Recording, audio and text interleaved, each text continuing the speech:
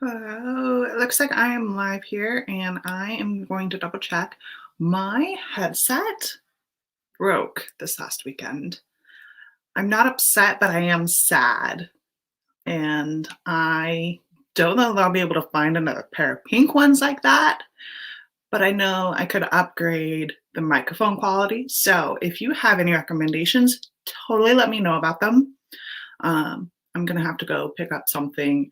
I've got almost all the big box stores, but I want to try and find something that is helpful for me over the next, I don't know, year. But let's shoot for a year. More would be better. Um, and I don't have a budget on this. But since I don't have the headset or the microphone that was attached to it, I'm gonna go check my stream right now. If you're on here, let me know if you can hear me. But I'm just gonna hop on over in here to see if I can hear myself, because chances are better that you can hear me if I can hear myself on my phone. And okay. That is working out just fine. Yay! Okay. I was really upset because I know it looks fine, but some weird like something happened. I don't know. Baby chewed on it. It's now a different length. It is so upsetting. I loved how bright these were. But alas, it doesn't always last forever. I knew I'd have to upgrade at some point anyhow. If you're catching the replay, hashtag replay, let me know that you are here with me. And if you are here live, hi! Let's see, tonight, we are just, for most of us, we're just on the other side of some sort of weird cold storm. And if you are somewhere that is still experiencing abnormal winter weather, where are you? If you are not experiencing abnormal winter weather, or you're somewhere where it's actually summer this time of year, tell me your favorite warm weather drink. My favorite warm weather drink is going to be actually a strawberry virgin daiquiri. I don't necessarily like my alcohol, but those cocktails are really tasty. Now, alcohol doesn't detract from it a lot of times, but I grew up taking vacations and having a strawberry virgin daiquiri. And I remember the first time I accidentally got a not virgin variety of a strawberry daiquiri, and I thought it tasted gross. It was totally different. I had my mom taste it too. She explained why I thought it tasted gross compared to all the other ones. I just don't like my alcohol, I guess. Who knows? Tonight, we're going to be talking about how to research for a blog post. And let me get this set up here. If we have not met yet, hello, welcome. I am Stephanie Gary. I'm the blog content writer and editor helping women coaches and consultants save time by planning, creating, and updating their blog posts so that their content can live longer to attract more clients. If you would like to learn more about that, clearly I am open for a conversation at any point in time. And today we're going to be diving into how to research for a blog post.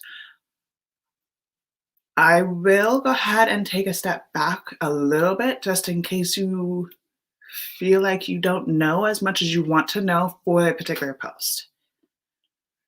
However, this is also going to include researching the kind of content that's already out there to make sure you are providing the type of content that would be expected. So, competitor analysis, competition. I don't actually know what the official phrase is.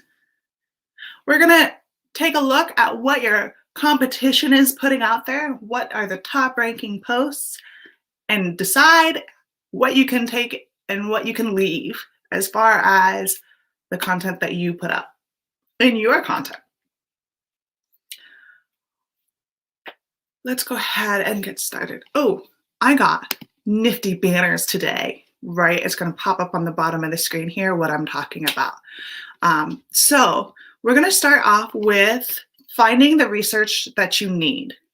And what I mean by that is if you don't know about your topic, do some sleuthing. You could do like a generic like Google search and kind of look up what's some basic background information.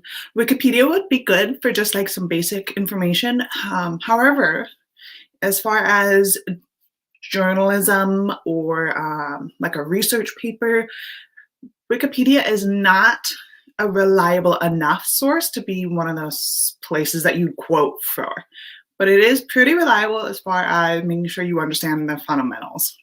So if you need a different way of explaining something that is very 101, that would be a kind of place to help you get your brain flowing with some ideas for a different way of approaching something to explain it so it's simplified.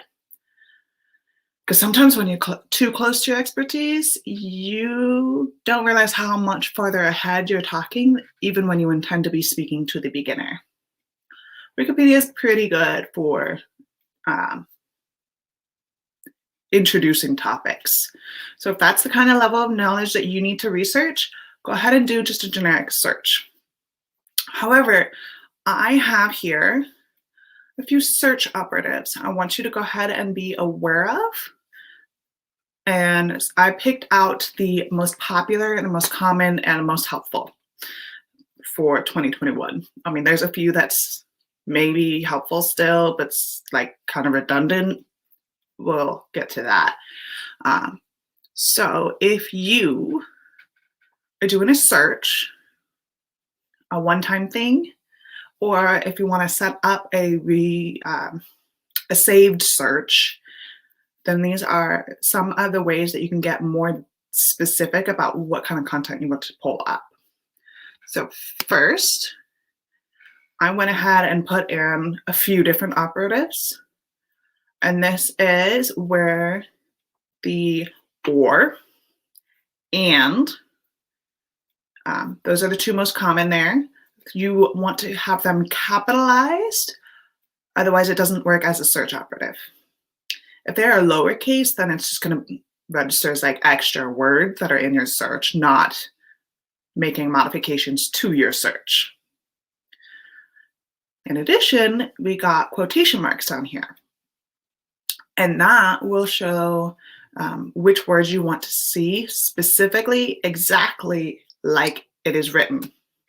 So if you've misspelled something, or perhaps it's an unusual spelling, for me, it would be Stephanie, would be something I'd have to put in quotes if I wanted to make sure that it was spelled Stefanie versus Cephanie. If you have a slightly different way of spelling something, color for some reason comes to mind. In the US, you see it COLOR, but in England and many other parts of sometimes Canada too, but in many other parts in Europe, it's going to be more the British spelling where it's COLOUR. So having quotations like that will definitely distinguish what kind of spellings you're looking for. Maybe not wrong, but will help you definitely get to specifically what it is that you want to have show up in your search results. So this particular search, keto or paleo and intermittent fasting, what this search means is you're looking for anything that's out there, depending on what other parameters you might have, that talks about keto, or it talks about paleo, and it talks about the entirety of intermittent fasting somewhere in the content. This can work for many different things. It's just an example here. If you wanted to talk about either keto or paleo, but not necessarily about intermittent fasting, you could just drop the last bit. If you wanted to add an option, usually a list of like 3 or more, that's when parentheses will come into handy. And then you just put the parenthesis in the search phrase as you would like a mathematics equation, where all of the information you're one or the other options, that's what is looked at first, and then what's on the outside. All right, to the next one. This is another very common one if you want to get very specific about the type of website that you're looking at. And here are 4 different ways that it can be written. They do actually mean something different. So let's cover each of them. This one right here, where it is, and I want you to highlight actually, site, no space. Then you write the website domain name, okay? No spaces. So this one is just domain.com. That can include shop.domain.com or courses.domain.com, any of the subdomains or smaller like subpages, because that will include the blog, but it won't necessarily include, it will include this and this and that. So it's most inclusive.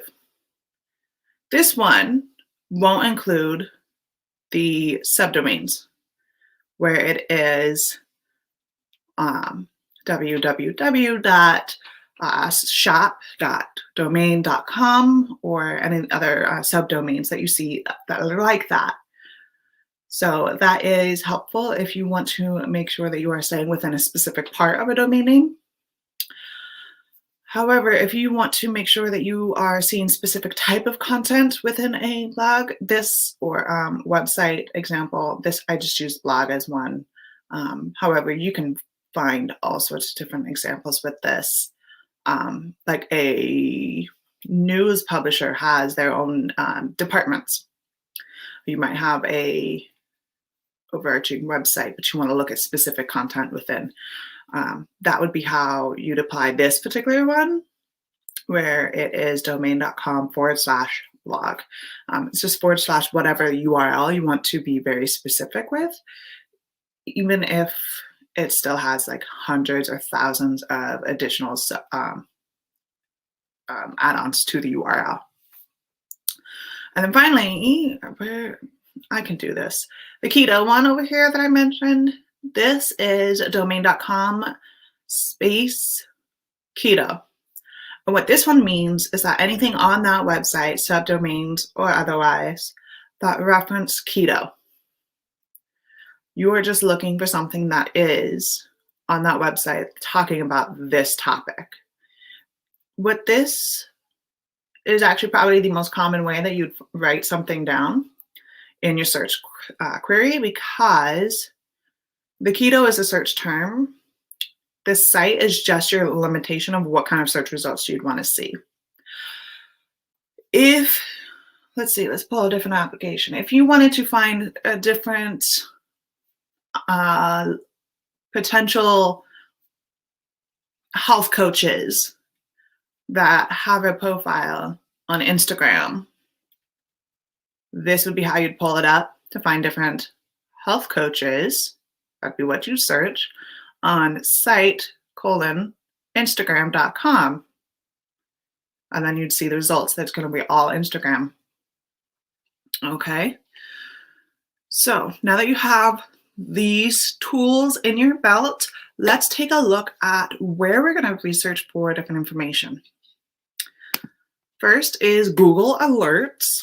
That is going to tell you what is popping up. Depending on what kind of searches you pull up, it can give you trending news, something that's just been published. It could be some new content that got published or updated that is industry news for you. And let's see, there's also blogs that are out there that they will search for. Ultimately, Google Alerts helps you stay on top of what is going on when it's being published or updated, anything changed to the sitemap on that website. And what it polls is, depending on what you ask for, how you search your thing and where you told it to search. And I find that the automatic is sufficient, but there are some phrases that you need to go in and be a little bit more specific. Blog, news, and web.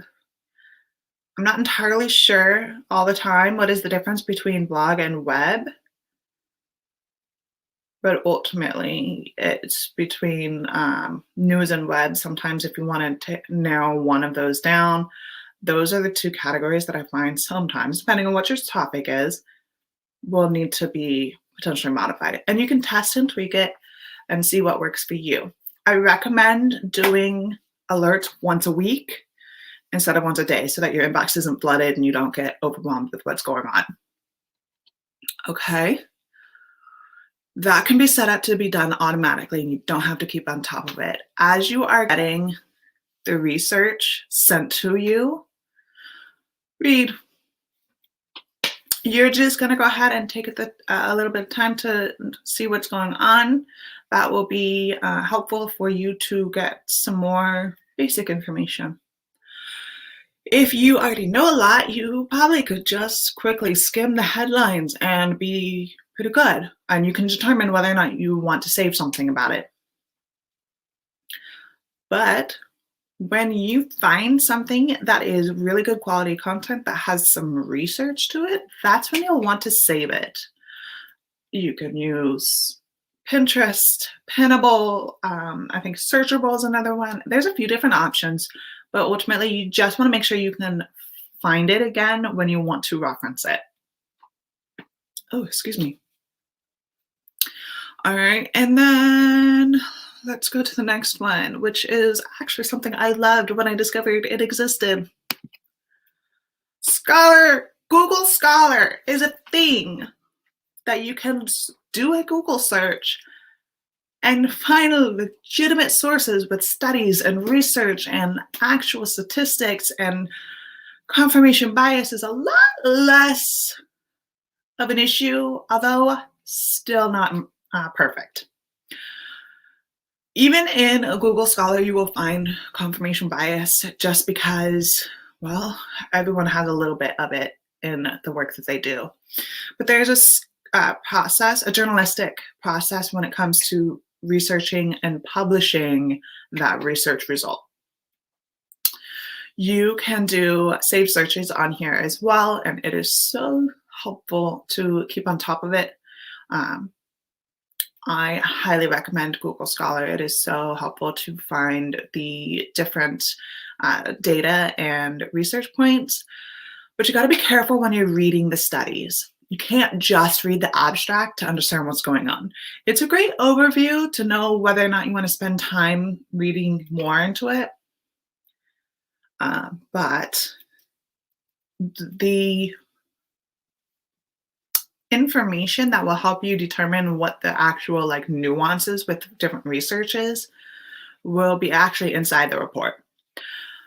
Not all of Google Scholar is actually available easily because some publishers want you to pay for access to the information. And as an individual or a small business, it may not make sense for you to pay for that access. If you have access through a school account or something of that sort, that makes sense. You go ahead and use that. But ultimately, if you don't currently have access, you may want to evaluate the pros and cons. I know for me, I lean towards it's not worth the investment for access. But if you have access, definitely read the introduction, the results, and the discussion sections. And that is where it'll actually go into the information, what it means, some analyzing. And it is not a math lecture with formulas and statistics that make you and I eyes glaze over and we're just overwhelmed with this statistical information we couldn't possibly comprehend. But if you stick to the introduction, results, and discussion sections, you will be able to get what you need out of that and actually understand what's going on with the research. Let's see. Oh, and then next tool, Google Trends. Yeah. I have spoken about this one a couple of occasions, and this one will help you keep in touch with what is actually important to people in a given time. If you want to touch on a new subject that you haven't touched on, you can do a quick search to see if anyone still cares. Just because there are search results or search volume in particular search phrases, I would think right now Spanish flu would be a pretty good example. It became popular, and now people are just not as interested in Spanish flu as they were last year. I wouldn't say this time last year, but almost 12 months ago. And with that, Google Trends can tell you if the interest in the topic is increasing, pretty stagnant, or if it's declining. And if it's declining, you might want to look at something else to write about, to spend your time with. If it's increasing, please focus on those. And then the stagnant ones, that can help you with the stability, especially if it is pretty stable as far as the trend over a longer period of time and not just in 1 year. You can look at with data up to 5 years, over a span of 5 years, to tell you if there is an annual flow of seasonal content, because Valentine's flowers would not be relevant in March or heck, even in December, as it would be in January and February. And you can see whether your topic has spikes or if it's pretty steady in that way over the year. And if it is something that's really trendy, like COVID versus Spanish flu, none of that was looked at over a year ago, or even this time last year. People weren't really looking at that. But there were a huge amount of interest recently, but the interest is declining. So Google Trends will help you determine what's going on right now. Also interesting, that is going to be the place where you could find like the overall top Google searches in 2020 and see what is going on as far as a culture.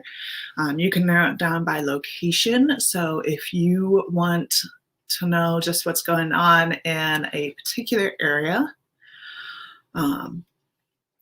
like I'm located in the United States. However, if you want to look at something in London or England as a whole, then you could even look up that specific information. Actually, I think they have it the entirety of the United Kingdom. Okay, and let's see. Check my notes here. Okay, I almost missed some stuff. was about to move on. Not yet. Okay. As you are looking up this information, you are seeing the research that's out there, go ahead and keep track of the original sources. And by original sources, these are the people who are publishing their research or their collection of survey results, but not necessarily the interpretation of said results. You want to go ahead and double check facts. If you see something that is a analysis of certain results, most commonly you see this in news. That's why you want to reference the original study as opposed to anyone else's interpretation of something. And that is when you become the own thought leader in something because you've made the interpretation. You've done the work to review and actually analyze the information for your audience. But you want to make sure you are using correct facts and you are not assuming anyone else's interpretation as correct. Do the work yourself. But then as you are doing that, you can still analyze how your competition is doing this. And for whatever search phrase that you're going to be looking at when you're doing all of this is checking out those top 3 to 5 search results. That gives you a good ballpark, more than enough information right there.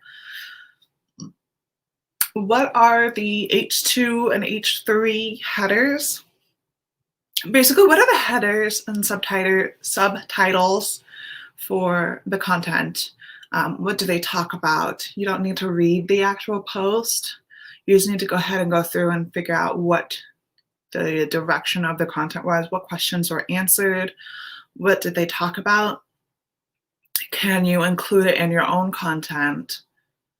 And if you can, make it so that it is just that bit better way of answering the question, because you are trying to provide content that answers the original question, helps answer any follow-up question, and is actually able to provide more value.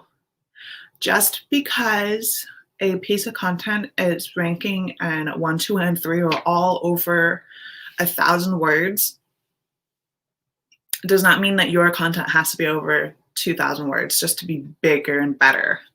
Your content could be better if you answered all of those questions, but in 500 words. It is about the value. And some pieces of content are best answered in a brief piece of content. Others need a more thorough explanation, perhaps some better analogies,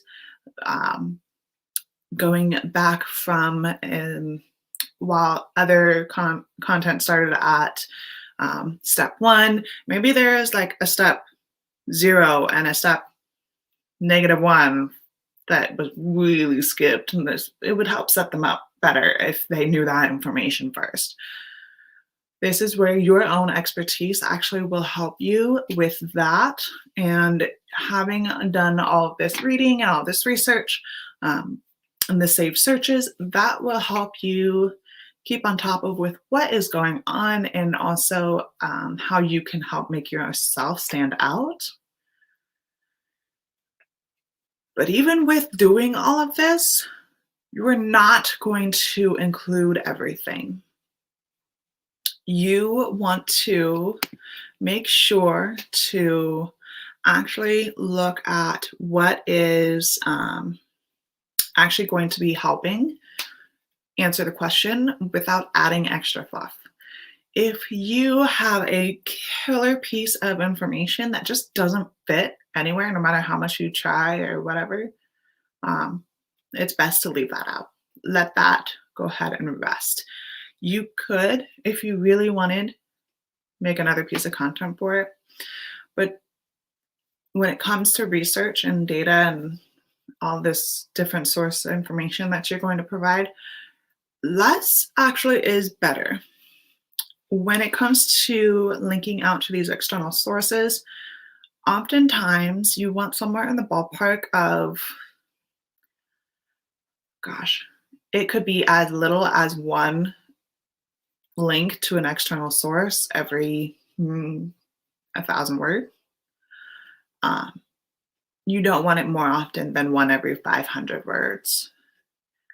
And so that means you're not pulling information from every piece of content and every email you've pulled that's related to what you're talking about. So use Google. This is Google Alerts, Google Scholar, Google Trends, and then just plain old Google. Go ahead and take a look at what's already out there, and you can see just with the headers alone what is working and where you could improve as far as how you help your people. Even if you don't feel like you know all of the answers to what all the questions are, you are definitely the expert in what you know so that you can actually help your people. And I will let you know that even the best bloggers and the best coaches and the best marketers don't have all the answers. Even if I didn't need to do any research on anything here for marketing, I would still pull up Google and take a look at what else is being presented to someone making a search on Google. Because I will tell you how to research for a blog post. When I did that to take a look at what else is out there on the internet and what I would talk about with you tonight, I did not think I was going to be bringing up these different tools. I thought I'd be talking a lot more about the competition and a lot less about sources and how to find research. But that's the nature of aligning your content with the actual search intention. So if you have any questions, I would love to help you out. I am not seeing anything at this time, but oh gracious. And I don't have a water tonight. If you would like to discover how you can save time with planning, creating, and updating your blog posts so that your content can live longer in search results to attract more clients, then go ahead and claim a content breakthrough session with me, and that is at stephaniegary.com/breakthrough. It is a wonderful night. And I hope you enjoyed all this information I shared with you. If you have any questions, let me know. I would love to continue talking with you on this.